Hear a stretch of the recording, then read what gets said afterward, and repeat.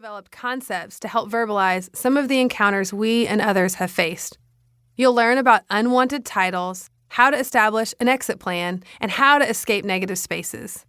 You'll have more tools in your toolbox that will help you heal so that you can leave a legacy. We'll provide examples of both large and small losses, and we trust that you'll be able to apply lessons from other situations and find strength here.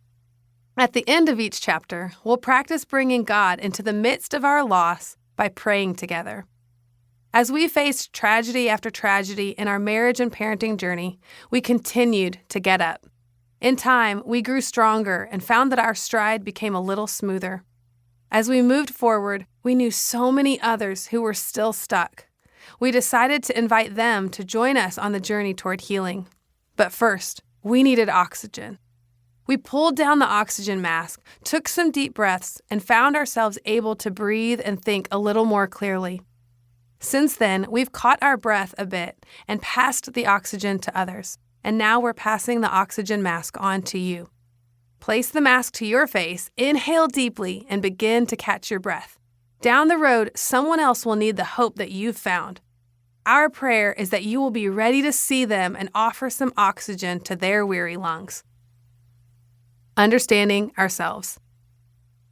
We may find ourselves perplexed by our response to deep grief. At times, we may be surprised at how strong we must appear to others. At other times, we feel embarrassed by our behavior, our sinful thoughts, or our inability to function in the present. With our many losses of family members and our tiny children, we have noticed that there are similarities and differences in how we grieved each loss. Take some time to explore your own reactions to loss. If you've lost more than one relationship, do you see any patterns regarding your thoughts, feelings, or behavior? The first time we lost a child, we worshiped as we sat in the emergency room. We cried, we hurt. Then we took nearly a year to allow ourselves to grieve before trying to get pregnant again. When we had another miscarriage again in 2016, we were devastated. We had guarded our hearts. We had waited to share our news with others. We felt like we had prepared for the battle ahead of us, but somehow we still felt completely unequipped for what we faced. This time, we had a traumatic experience in the emergency room with 2 cold hospital staff members. The hospital bed was not equipped with stirrups, so the staff used bedpans and blankets instead, leaving me in a physically and emotionally vulnerable position. They also refused us permission to see our baby on the screen. We felt overwhelmed, knowing it could be the last time we'd see our baby.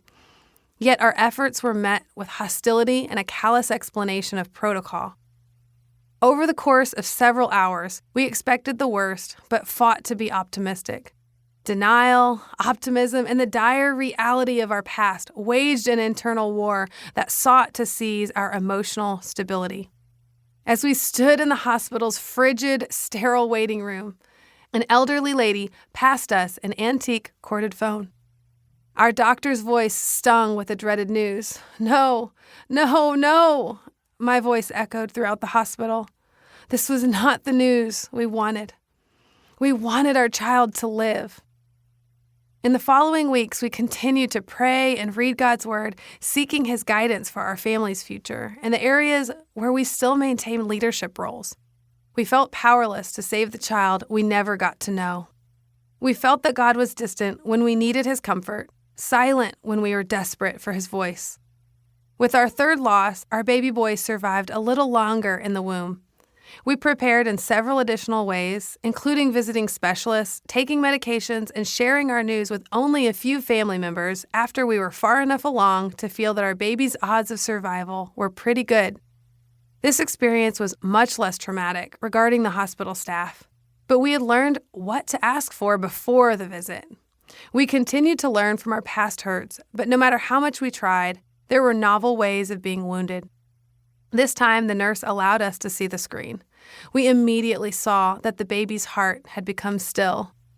I whispered, "What happened to you, little guy?" I felt deflated, hurt, brokenhearted. I was angry that my body had rebelled against its duty to protect my child. During that season, if I had been able to separate from myself, I may have physically duked it out with a part of me that had failed my child. I continued to take my hurt to God, but